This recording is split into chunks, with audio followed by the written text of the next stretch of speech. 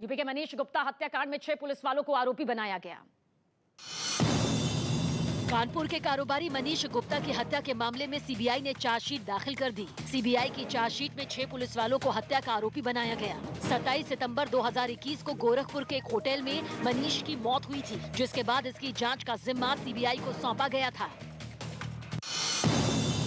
कांग्रेस नेता उदित राज के प्रधानमंत्री नरेंद्र मोदी पर दिए विवादास्पद बयान पर पार्टी की ही तरफ से उन्हें नसीहत दी गई। उदित राज ने फिरोजपुर में पीएम मोदी की सुरक्षा में हुई चूक के मुद्दे पर पीएम को घेरने की कोशिश की और इसी चक्कर में उन्होंने 14 फरवरी 2019 को जम्मू कश्मीर के पुलवामा में हुए आतंकी हमले पर विवादास्पद बयान दे दिया।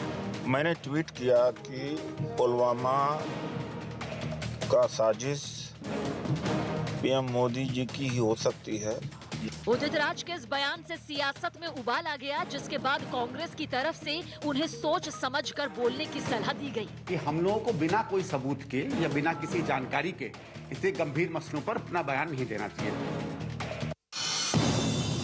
बर्फबारी के बीच एलओसी पर डटे सेना के जवानों की कुछ तस्वीरें सामने आईं, जिनमें कुछ जवान लाइन ऑफ कंट्रोल पर जमी बर्फ का मुकाबला करते हुए पेट्रोलिंग करते दिखाई दिए। जवानों की इस जांबाजी के वीडियो को रक्षा मंत्रालय ने जारी किया। झारखंड के गुमला में नक्सलियों ने उत्खनन के काम में लगी कंपनी पर हमला कर दिया और वहां खड़ी करीब 27 गाड़ियों को आग के हवाले कर दिया। बताया गया कि इस घटना को अंजाम देने के लिए 20 से ज्यादा नक्सली वहां पहुंचे थे। यूपी के शाहजहांपुर में मुठभेड़ के बाद 6 बदमाशों को हथियार समेत गिरफ्तार कर लिया गया। बताया गया कि ये सभी आरोपी डकैती की योजना बना रहे थे। 6 व्यक्तियों की मुठभेड़ के बाद गिरफ्तारी की है। ये 6 व्यक्ति एक डकैती डालने की योजना बना रहे थे। पाकिस्तान के रावलपिंडी में बर्फीले तूफान की चपेट में आने से 20 से ज्यादा लोगों की मौत हो गई। बताया गया कि ये सभी पर्यटक थे जो वहां के एक हिल स्टेशन पर घूमने गए थे। तभी इन लोगों का सामना तूफान और बर्फबारी से हो गया। जम्मू कश्मीर में इन दिनों हो रही लगातार बर्फबारी से वहां के लोगों का जीना मुहाल हो गया है। भारी बर्फबारी के चलते घाटी के कई इलाकों में हालात बिगड़ गए हैं, जिससे लोगों की परेशानियां भी काफी ज्यादा बढ़ चुकी हैं। श्रीनगर में तो भारी बर्फबारी के चलते वहां का पूरा इलाका बर्फ की सफेद चादर से पट गया है।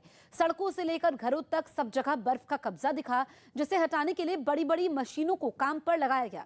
यहाँ बर्फबारी के चलते एक भारी भरकम पेड़ जमींदोज हो गया। बर्फबारी की वजह से कई जगहों पे सड़कों पे पेड़ गिर आए हैं, जैसा कि आप देख सकते हैं। ये छानपोरा का इलाका और यहाँ पे पेड़ गिरे हैं। बहुत इंजॉय करा है ऐसी बर्फ, मतलब फर्स्ट टाइम ही देखी है मैंने। स्नो पड़ी तो देखी, लेकिन स्नोफॉल बहुत बढ़िया थी। स्नोफॉल मैंने पहली बार ही देखी है। यहाँ जरूर आना चाहिए लोगों को भी और इंजॉय करना चाहिए। इस पीक सीजन में तो और मजा आता है यहाँ पे। यूरोप के देश सर्बिया में बड़ी संख्या में लोगों ने वहां की राजधानी बेलग्राम में सरकार के खिलाफ प्रदर्शन किया।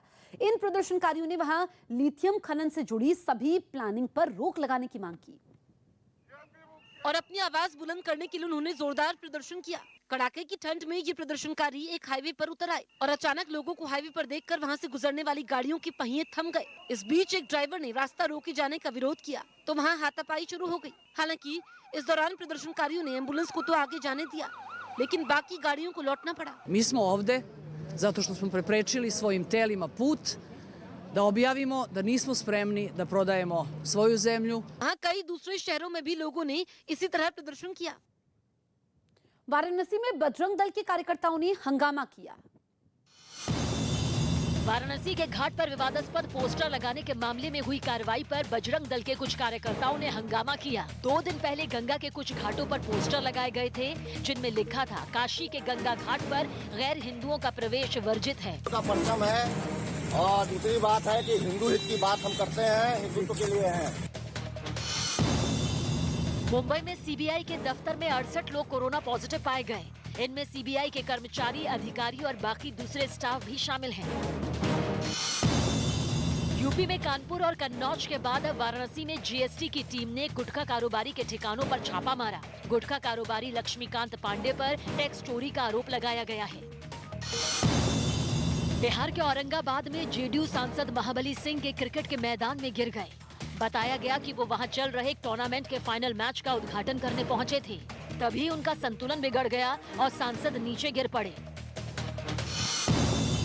हिमाचल प्रदेश के शिमला शहर में इस सीजन की पहली बर्फबारी हुई, जिसके बाद वहां पहुंचे कई पर्यटक इस मौसम का मजा लेने के लिए बाहर निकल आए। शिमला शहर के आसपास तो बर्फबारी हो रही थी, लेकिन यहाँ शिमला टाउन में जो है सीजन की पहली बर्फबारी आज हुई है। इस बर्फबारी का मजा लेने में बच्चे भी पीछे नहीं रहे। बहुत मजा आ रहा है मुझे। स्नो आज सुबह हम लोगों ने स्नोफॉल देखी, इतना मजा आया हम लोगों को। चीन के चिंघाई प्रांत में भूकंप के झटकों से कई इलाके बुरी तरह हिल गए। भूकंप की तीव्रता रिक्टर स्केल पर 6.9 बताई गई, जबकि उसका केंद्र चिंघाई की राजधानी शीनिंग से 138 किलोमीटर दूर होने का दावा किया गया। भूकंप के दौरान जो कुछ हुआ उसकी कुछ तस्वीरें सीसीटीवी कैमरों में भी रिकॉर्ड हो गई। मध्य प्रदेश में बिना मास्क लगाए हुए लोगों को पेट्रोल पंप पर तेल नहीं देने के फैसले का असर दिखने लगा। भोपाल के पेट्रोल पंपों पर सरकार के इस निर्देश का पालन करते हुए कई पोस्टर लगा दिए और तेल के लिए आने वालों पर मास्क पहनना जरूरी कर दिया। और जगह जगह हमने लिख के लगा रखा है कि नो मास्क नो पेट्रोल। सरकार के इस फैसले का लोगों ने भी समर्थन किया। ये जो लोग हैं, लोगों को भी ये बात समझ में आ रही है कि जिस तरह से कोरोना का संक्रमण फैल रहा है, इस संक्रमण से बचने का सबसे अच्छा रास्ता है कि सोशल डिस्टेंसिंग रखिए, मास्क पहनिए। बिहार के मोतिहारी में कुछ लोगों पर एयरफोर्स के एक अधिकारी आदित्य कुमार की हत्या का आरोप लगा, जिससे इलाके में सनसनी फैल गई। बताया गया कि वो मोटरसाइकिल से अपने पिता के साथ घर लौट रहे थे, तभी उन पर यह हमला किया गया। 3-4 के संख्या में कुछ लोग था, उसी जगह इन पर प्रहार किए गए। आदित्य कुमार छुट्टी पर घर आए हुए थे। बताया जा रहा है कि कुछ पड़ोसियों से उनका जमीन विवाद चल रहा था।